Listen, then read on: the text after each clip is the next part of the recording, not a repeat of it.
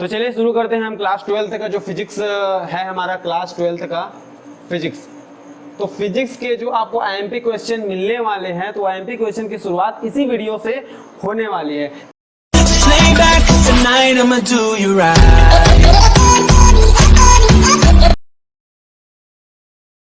जिसमें हमारा first question जो है हमारा चैप्टर 1 का लिया गया है, बिंदु आवेश से आप क्या समझते हैं और बिंदु आवेश के कारण विद्युत क्षेत्र की तीव्रता ज्ञात कीजिए। देखो ये प्रीवियस ईयर मतलब P/Q है ना, मतलब पीछे पूछा गया प्रश्न है, ये P/Q है। तो आपको यदि 12th में अच्छे नंबर चाहिए तो ये हमारा जो P/Q है मतलब प्रीवियस ईयर्स क्वेश्चन, इसको पहले सॉल्व करना पड़ेगा। देखो बाकी क्वेश्चन सॉल्व हो ना हो ये तो मैटर नहीं करती, लेकिन अगर आप P/Q सॉल्व नहीं करते हैं तो फिर दिक्कत में पड़ सकते हैं।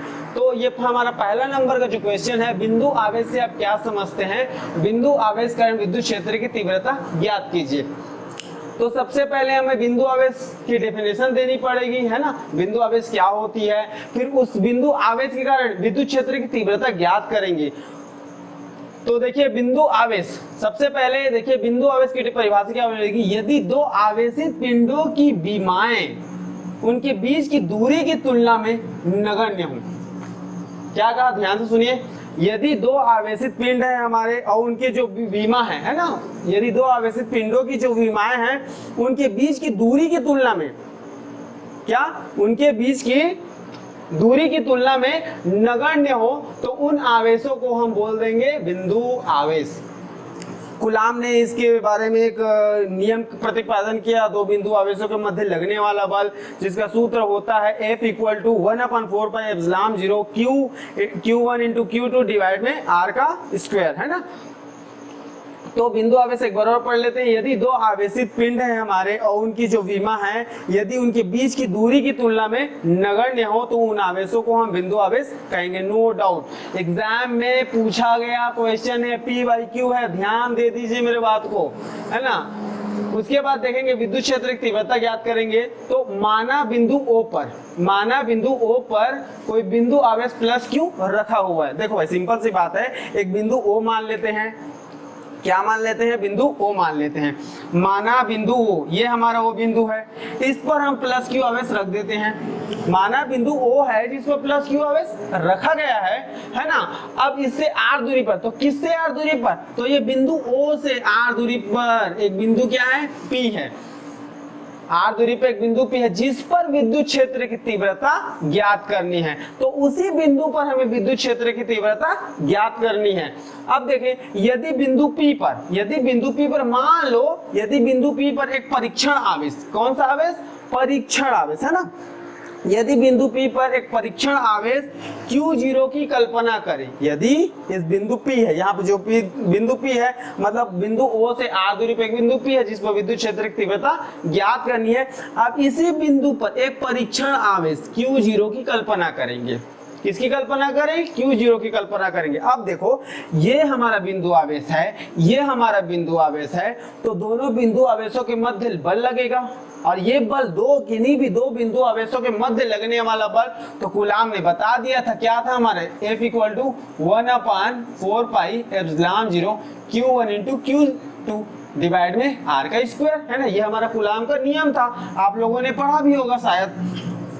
तब कूलाम के नियमानुसार आवेश Q के कारण Q0 पर लगने वाला बल F = क्या हो जाएगा, 1/4πε0 Q × Q0 डिवाइड में R स्क्वायर, ठीक है। अब देखो इसको हम बोल सकते हैं ε0 या फिर कहीं कहीं इसको ε0 भी बोलते हैं ना, तो कोई दिक्कत वाली बात नहीं होनी चाहिए।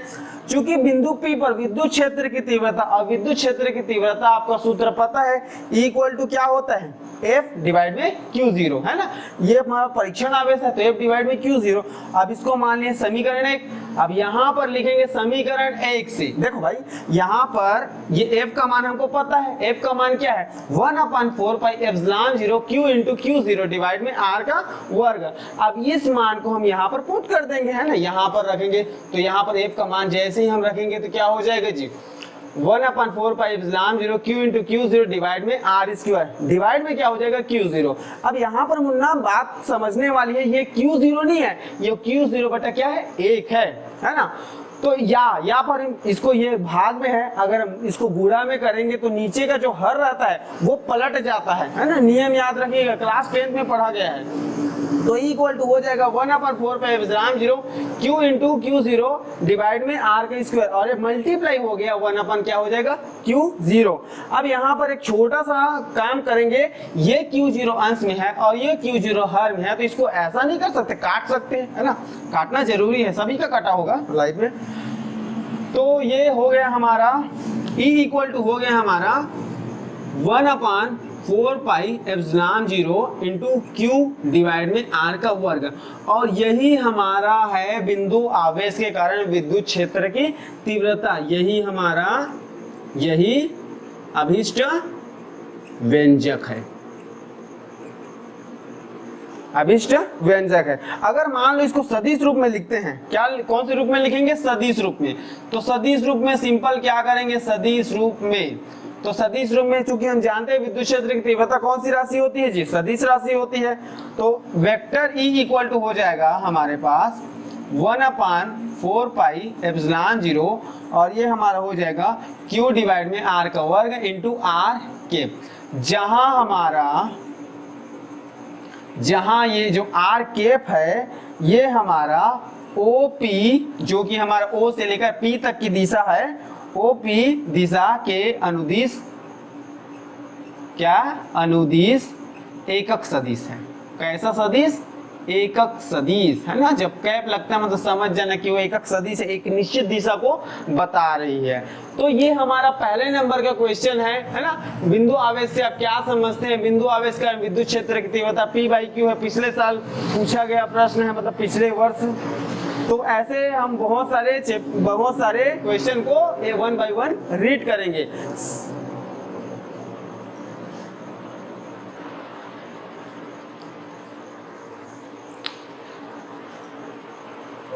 अब हमारा दूसरा नंबर का क्वेश्चन है कि वैद्युत द्विध्रुव से आप क्या समझते हैं।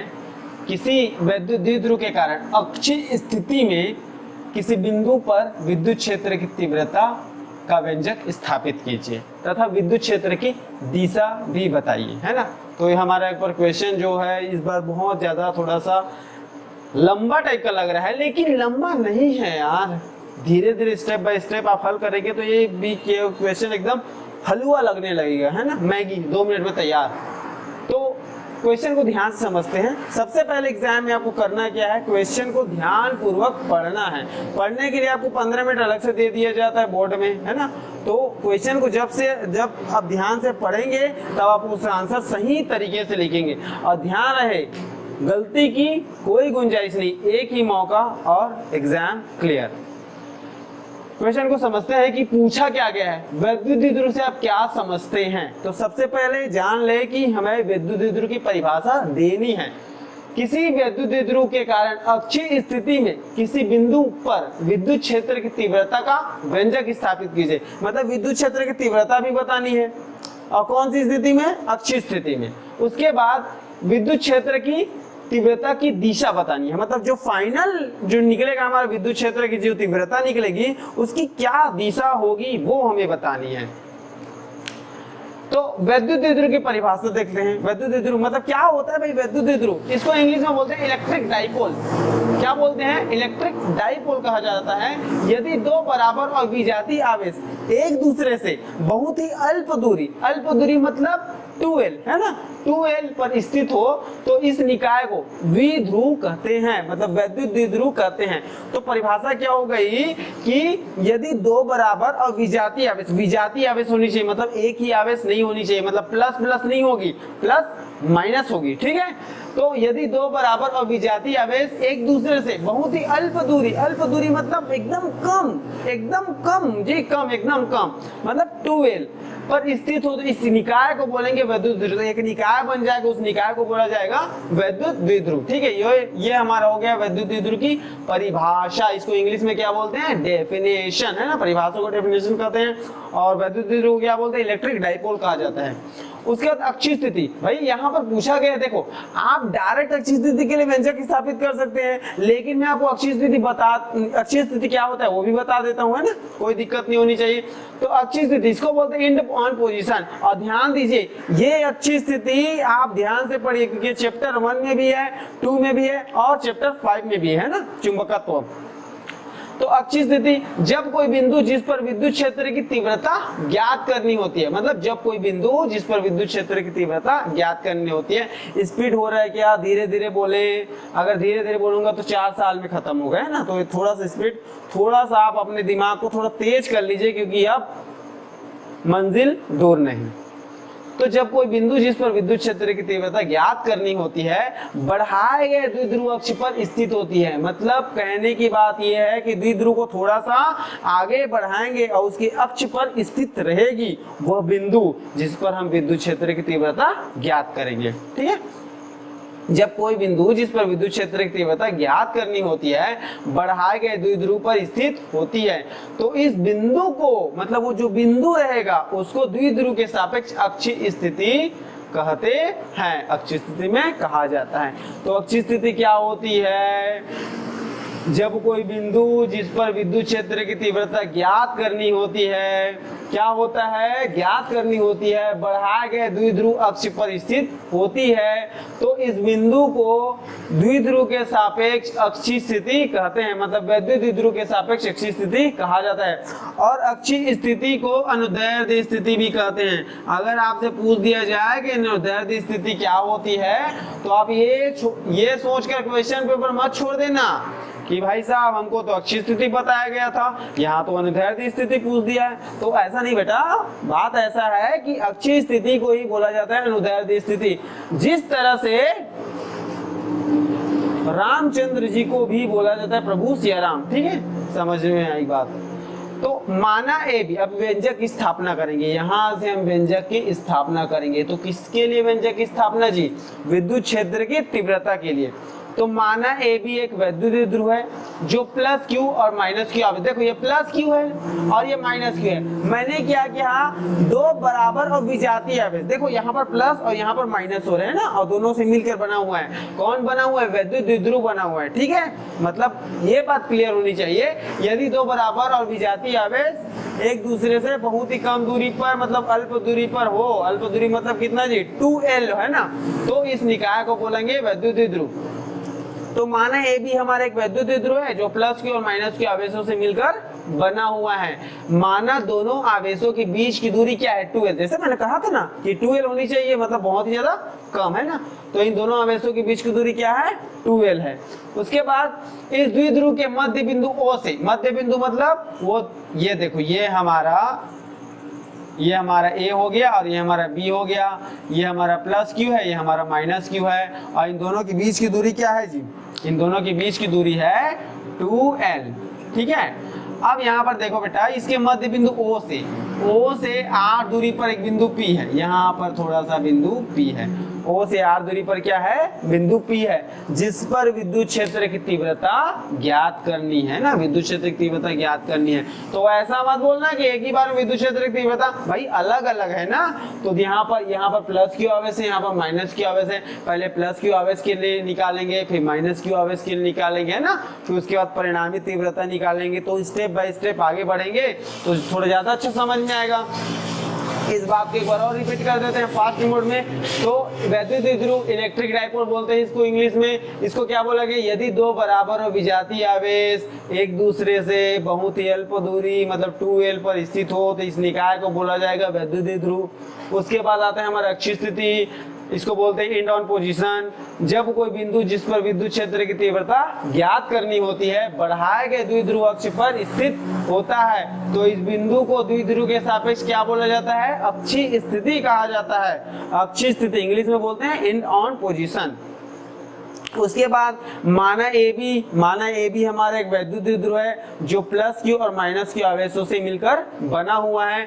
माना दोनों आवेशों के बीच की दूरी क्या है जी, 2L है ना, 2L है, जो कि बहुत ही कम है। उसके बाद इस द्विध्रुव के मध्य बिंदु O से R दूरी पर एक बिंदु, मतलब अक्षीय स्थिति में R दूरी पर एक बिंदु P है जिस पर विद्युत क्षेत्र की तीव्रता ज्ञात करनी है। अब इसके बाद थोड़ा सा और स्टेप बाय स्टेप आगे बढ़ेंगे ना, तब तक के लिए आप इसको स्क्रीनशॉट लेना चाहते हो तो ले सकते हैं।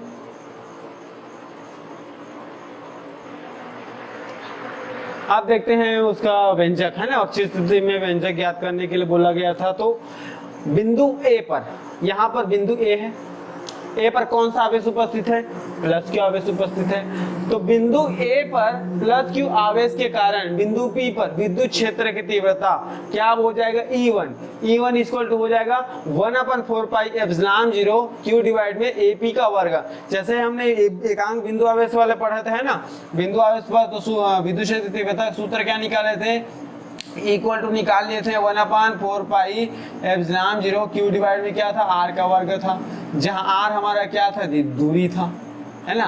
तो यहाँ पर R की जगह क्या है हमारा, AP है, ठीक। तो E1 इक्वल टू क्या हो जाएगा 1/4 पाई एप्सिलॉन 0 Q डिवाइड में AP, और दिशा क्या है हमारे A से लेकर P तक की दिशा में है। चित्र अनुसार देखेंगे भाई, चित्र में क्या क्या बोला गया है। चित्र में देखो ये हमारा चित्र है, ये हमारा चित्र क्या है कि A और B, ये हमारा वैद्युत द्विध्रुव है जो प्लस Q और माइनस Q आवेशों से मिलकर बना हुआ है। इसके मध्य बिंदु ये O है, O से R दूरी पर एक बिंदु क्या है, P है, जिस पर विद्युत क्षेत्र की तीव्रता ज्ञात करनी है। अब यहाँ पर देखो इसकी लंबाई क्या है, ये जो हमारा दोनों आवेशों के बीच की दूरी क्या है, हमारा 2L है। तो अगर ये हमारा 2L है तो ये हमारा OB बराबर क्या हो जाएगा, L होगा, और OA बराबर क्या हो जाएगा, L हो जाएगा। ठीक है, समझ में आई बात। तो यहाँ पर देखो समझने वाली बात ये है कि OA प्लस AP, ये हमारा OA है और ये हमारा AP है, ये दोनों मिलकर क्या बना रहे हैं, हमारे OP बना रहे हैं। हमें मान किसका ज्ञात करना है, हमें AP का मान ज्ञात करना है। तो बाकी सबको रखना है क्या, फेंक दो भाई। इस OA को पक्षांतर करेंगे तो क्या हो जाएगा, माइनस में हो जाएगा। अब देखो OP का मान क्या है हमारा, O से लेकर P तक की दूरी मतलब ये R, ठीक है, और O से लेकर A तक की दूरी मतलब OA मतलब क्या है, L, क्योंकि AB का मान क्या है, AB का मान 2L है ना, O उसका मध्य बिंदु है। तो OA बराबर क्या हो जाएगा, L। इस तरह से AP बराबर क्या हो जाएगा, R माइनस L। अब इस AP का मान को हम यहाँ पर पुट आउट कर देंगे, है ना भाई, AP का मान दिया है तो AP का मान पुट आउट करेंगे। अब ऐसा थोड़ी AP का मान निकालने के बाद अरे नहीं सर नहीं करेंगे, क्या लेना देना, नहीं करना है बेटा, ऐसा नहीं होता। तो ये हो जाएगा AP का मान हम यहाँ पर पुट आउट करेंगे तो E1 इक्वल टू हो जाएगा 1/4 पाई एप्सिलॉन 0 Q डिवाइड में हमारा क्या हो जाएगा, R माइनस L का होल स्क्वायर। यहाँ पर स्क्वायर लगा हुआ है तो स्क्वायर लगा देंगे। इसी प्रकार भाई बिंदु A पर तो ज्ञात कर लिए ना, क्या बिंदु B बुरा नहीं मानेगा क्या, तो B पर भी ज्ञात कर लेंगे। तो इसी प्रकार बिंदु B पर स्थित कौन सा आवेश स्थित है, बिंदु B पर माइनस Q आवेश स्थित है ना, तो माइनस Q आवेश के कारण बिंदु P पर, कारण हाँ यहाँ पर लिख देना बिंदु P पर, ये बिंदु P पर विद्युत क्षेत्र की तीव्रता E2 है, ये E1 था तो क्या ये क्या हो जाएगा, E2 हो जाएगा। तो E2 बराबर हो जाएगा 1/4 पाई एप्सिलॉन 0 Q डिवाइड में हमारा क्या हो जाएगा, BP का वर्ग। अब ये हमारा इक्वेशन सेकंड बन गया, ये इक्वेशन फर्स्ट था, ये इक्वेशन सेकंड था। इसकी दिशा क्या हो जाएगी, BP दिशा में।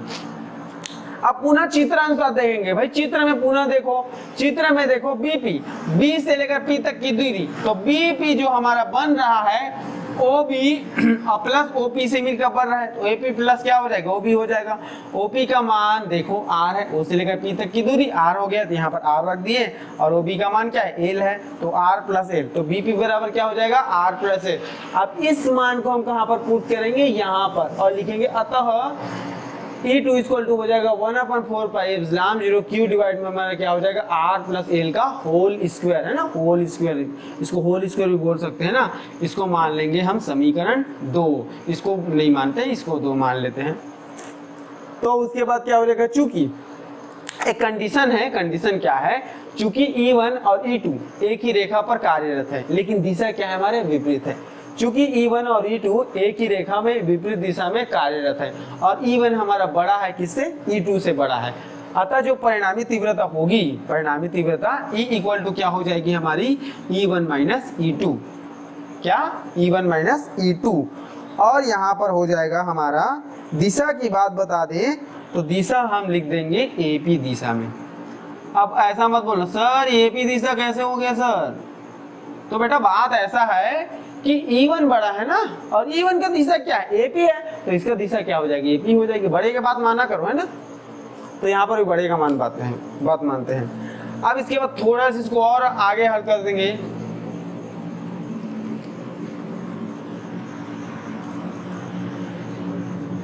उसके बाद बस ज्यादा नहीं है, थोड़ा सा बस है, उसके बाद ये व्यंजक खत्म हो जाएगा।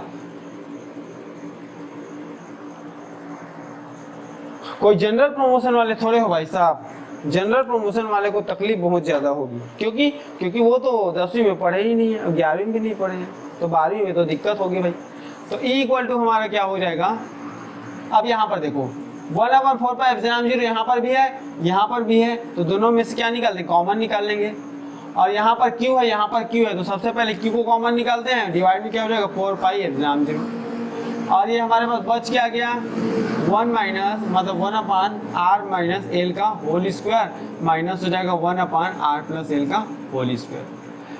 तो क्लास 10th में आप लोगों ने क्या सीखा, इंस्टाग्राम के अलावा बहुत कुछ सीखा है। जब हर हमारा बराबर नहीं होता, जब हर हमारा क्या होता है बराबर नहीं होता है, तो हम क्या करते हैं तिर्यक गुणा करते हैं। मतलब पहले भिन्न के हर का गुणा दूसरे भिन्न के अंश के साथ, और दूसरे भिन्न के हर का गुणा पहले भिन्न के हर के साथ, और हर का हर के साथ क्या कर देंगे गुणा कर देंगे ना। तो E इक्वल टू क्या हो जाएगा Q/4 पाई एप्सिलॉन 0, ये हो जाएगा हमारा R प्लस एल का whole square minus R minus L का होल स्क्वायर, डिवाइड में हमारा हो जाएगा R माइनस एल का whole square into R plus L का क्या हो जाएगा होल स्क्वायर, और ये हमारा बड़ा ब्रैकेट लगा देंगे। इसको देखो, अगर बुरा ना मानो तो एक बात पूछनी थी कि ये हमारा एक्स स्क्वायर है ना, मतलब ये हमारा एक्स स्क्वायर वाई स्क्वायर है, तो इसको ऐसा तो लिख सकते हैं भाई एक्स वाई का होल स्क्वायर, लिख सकते हैं ना, लिख सकते हैं ना, इसको लिख सकते हैं। जब इसको ऐसा लिख सकते हैं तो इसको भी कुछ तरीके से लिखा जा सकता है। तो ये हो जाएगा हमारा E इक्वल टू हो जाएगा हमारा Q/4 पाई एप्सिलॉन 0, और ये हो जाएगा R प्लस एल का होल स्क्वायर माइनस हो जाएगा R माइनस एल का होल स्क्वायर। ठीक है, कुछ गलत तो नहीं कर रहा ना, सही है ना। तो ये हो जाएगा R माइनस एल और ये R प्लस एल, और ये इन दोनों का क्या हो जाएगा होल स्क्वायर हो जाएगा। ये हो गया हमारा, ठीक है, कोई दिक्कत नहीं होनी चाहिए यहाँ तक। मतलब ये देखो, ये भाई आप ध्यान समझिए ना, क्योंकि अगर गलती से आप इसको नहीं समझ पाए हो तो भाई बचाने के लिए भगवान भी नहीं है ना। तो E इक्वल टू क्या हो जाएगा हमारा Q/4 पाई एप्सिलॉन 0, और ये हो जाएगा R प्लस एल का whole square minus R minus L का होल स्क्वायर, डिवाइड में इसको जमा कर लिखे तो क्या हो जाएगा R प्लस एल और ये R माइनस एल, और इन दोनों का क्या हो जाएगा होल स्क्वायर। ठीक है, अगर मैं आपसे पूछूं कि लाइफ में क्या किए हो तो आप बोलोगे सर बहुत कुछ किए हैं, तो थोड़ा सा फार्मूला भी याद किए होंगे, है ना। फार्मूला हमारा क्या होता है आपको पता है, बेसिक फार्मूला होता है, जन्मों जन्मे से चल रहा है, a प्लस बी का होल स्क्वायर बराबर क्या होता है, कमेंट करके मत बताना, ऐसे ही बताना, a square plus B square plus 2ab ये होता है। इसी प्रकार सर a माइनस बी का होल स्क्वायर बराबर क्या होता है, a square plus B square और यहाँ पर माइनस 2ab। ठीक है, एक और फार्मूला होता है a square minus B square बराबर क्या होता है, a प्लस बी और a माइनस बी।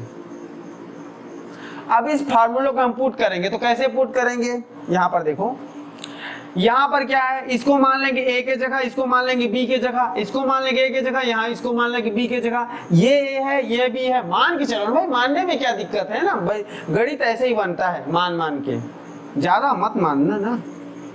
इस फार्मूला को पुट करेंगे, तो फार्मूला को जैसे ही पुट करते हैं तो क्या होता है, जरा थोड़ी सी जानकारी के लिए बता दे कि खेल ही बदल जाता है।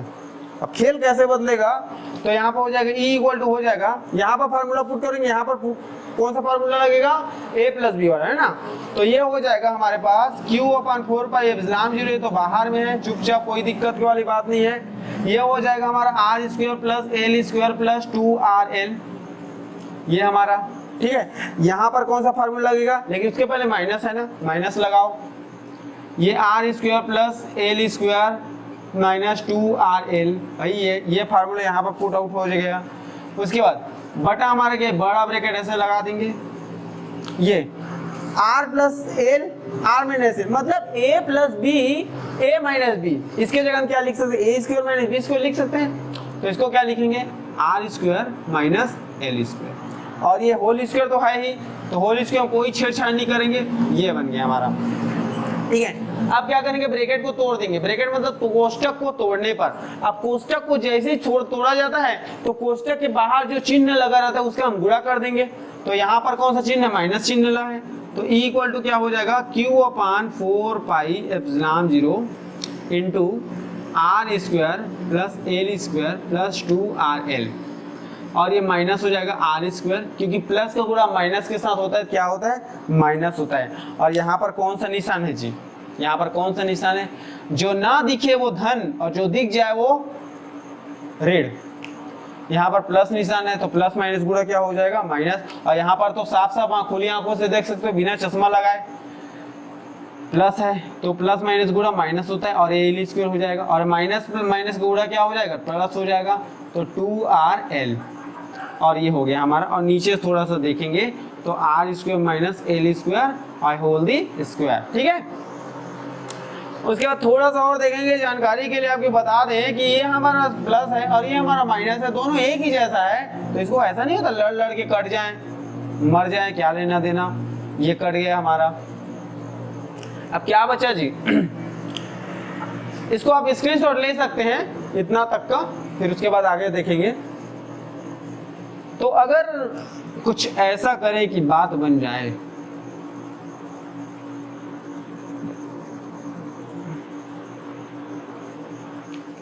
तो ये हमारा थोड़ा सा और बचा है।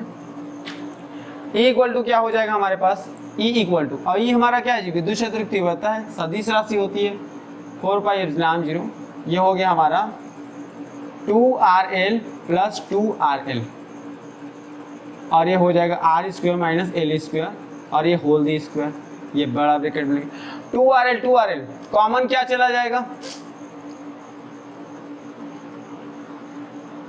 एक्चुअल में कॉमन तो सभी चीज जा रहे हैं है ना, तो डायरेक्ट हम जोड़ देंगे, तो जोड़ेंगे तो क्या हो जाएगा, ये हो जाएगा 4RL डिवाइड में R square minus L square. इसको हम ऐसा भी तो कर सकते हैं ना, E इक्वल टू क्या हो जाएगा, Q क्रॉस 2L डिवाइड में 4 पाई एप्सिलॉन 0, ठीक है, और ये हो जाएगा हमारे पास 2R डिवाइड में R square minus L square की होल स्क्वायर। अरे बाप रे, ये कैसे हो गया सर, तो भाई साहब आपकी जानकारी के लिए बता दूं कि हम 4RL को क्यों लिखेंगे, ऐसे लिख सकते हैं 2L क्रॉस 2R, होगा तो वही जी, होगा तो वही ना, 2 दूने 4 और 4RL, वैसे ही होगा ना, बस उसको अलग क्यों किए, तो क्यों किए अलग, वो आगे सूत्र में पता चल जाएगा। एक छोटा सा सूत्र है हमारे पास, क्योंकि हम जानते हैं कि ये जो Q क्रॉस 2L होता है बराबर होता है P, और इसको बोलते हैं वैद्युत द्विध्रुव आघूर्ण। गणित में कुछ भी हो सकता है, किसी को भी बदल सकते हैं, और ऐसा ही होता है और होते आएगा, मजा आ जाता है ना। तो ये हमारा P, तो यहाँ पर मान रख देंगे, तो E इक्वल टू क्या हो जाएगा, P डिवाइड में 4 पाई एप्सिलॉन 0 और इंटू 2R डिवाइड में हमारा क्या है, R square minus L square. अब एक कंडीशन और है, क्या कंडीशन है सर, कंडीशन ये है मुन्ना कि चूंकि हमारा L is very less than R है, मतलब L बहुत ही ज्यादा कम है R से, अतः एल की उपेक्षा करने पर, उपेक्षा मतलब क्या कर देंगे, 0 कर देंगे उसको। अब जैसे हम उपेक्षा करते हैं तो उपेक्षा करेंगे तो क्या हो जाएगा हमारे पास, दिख तो रहा है ना, दिखना भी चाहिए, नहीं दिखेगा तो बच्चे क्या समझेंगे। तो ये हो जाएगा P/4πε0 और ये हो जाएगा 2r और ये हो जाएगा हमारा r² आगे इसको ऐसा भी लिख सकते हैं 1/4πε0 और ये 2pr डिवाइड में r⁴ है ना। इसको और लिख सकते हैं E = क्या हो जाएगा, इसको अलग अलग कर सकते हैं, इसको अलग ऐसे, ये गंगा जमुना सरस्वती गोदावरी अलग हो गया भाई, ये हो जाएगा हमारा 1/4πε0 2pr डिवाइड में r³ × r। अब ये r है अंश में और ये r है हर में, काट देंगे उसको, क्या दिक्कत आप लोग को बताओ भला।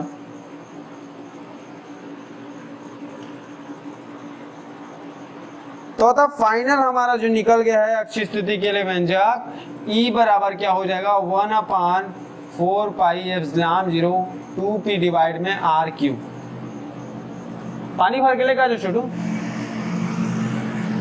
अतः या फिर इसको लिख सकते हैं E अक्षीय, भाई अक्षीय स्थिति का व्यंजक है ना, तो E अक्षीय बराबर क्या हो जाएगा 1/4πε0 2p डिवाइड में हमारा क्या है r, जहां r जो है दूरी है, p हमारा क्या है वैद्युतीय ध्रुवगुण है,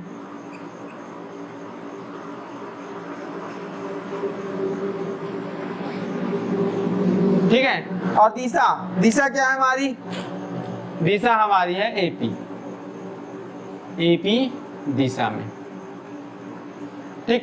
तो हमने क्या देखा, हमने वैद्युतीय ध्रुव की परिभाषा देखी, अक्षीय स्थिति देखी, और अक्षीय स्थिति में एक छोटा सा व्यंजक, मतलब छोटा सा ही है, फिजिक्स में सबसे छोटा व्यंजक है, इससे बड़ा भी होता है ना, तो ये व्यंजक देखें और उसके बाद हम इसकी दिशा भी बताएं। तो इसके बाद हम थोड़े से और क्वेश्चन देखेंगे, मतलब क्वेश्चन का सिलसिला इतना ज्यादा रहेगा ना कि मजा आ जाएगा, मतलब बात ऐसी करें कि वो क्या बोलते हैं फूल खिले गुलशन, वैसी तरह से क्वेश्चन भी मिलते जाएंगे। फिजिक्स ऐसा टॉपिक है बेटा कि फिजिक्स को बड़ी बारीकी से अगर समझोगे ना तो बहुत ही बेहतरीन तरीके से है, लेकिन अगर नहीं समझोगे तो वही दिमाग का कचरा भरा पड़ा रहेगा, और आप लोग को तो इंस्टा से फुर्सत नहीं मिलती, तो पढ़ाई कहाँ से करें, तो ज़्यादा इंस्टा मत चलाना, ठीक है। एग्जाम आ रहे हैं, और हाँ इस बार तो सूचनाओं से पता चला है कि आप लोग का पेपर जो है फरवरी में होने वाली है, तो भाई जिसके बाद जो देखे हैं ना सीजी बोर्ड का सपना भाई मार्च में होगा, तो ऐसा नहीं हो सकता ना। सूत्रों से पता चला है फरवरी में एग्जाम है, फरवरी में एग्जाम है मतलब कंजट ज्यादा है, टेंशन ज्यादा है, और जनवरी में तो पूरा प्रैक्टिकल रहता है। तो अगर ये वीडियो अच्छी लगी हो तो इस वीडियो को लाइक करें, कमेंट करें, शेयर करें, और हाँ इस वीडियो को उन दोस्तों के साथ भेजें जो किसी कारणवश कोचिंग क्लास नहीं आ सकते और अपनी पढ़ाई को बेहतर तरीके से करना चाहते हैं। तब तक के लिए बी सेफ, बी अलर्ट, जय हिंद, वंदे मातरम। अपना ख्याल रखें, अपने घर वालों का ख्याल रखें, और हाँ यूं ही मुस्कुराते रहिए। इसी के साथ मैं आपसे विदा लेता हूँ, कल फिर मुलाकात होगी एक नई वीडियो के साथ। और हाँ हमारे चैनल में जब आप नए आ गए हो तो बेल के आइकन को दबा दीजिए, मंदिर का घंटा समझ के, है ना, मंदिर मतलब मंदिर में जाते हैं तो घंटी बजाते हैं ना टन बोल के, तो इसी तरह से आप बेल आइकन को दबा दीजिए ताकि जब भी हम वीडियो डालें, वैसे हम बहुत लेट में डालते हैं लेकिन जब भी डालें तो आपको सबसे पहले मिले, ठीक है। तब तक के लिए बी सेफ, बी अलर्ट, जय हिंद, वंदे मातरम, बाय बाय, टाटा। अरे जाओ भाई पढ़ाई करो, बोर्ड में पास होना है कि नहीं होना है।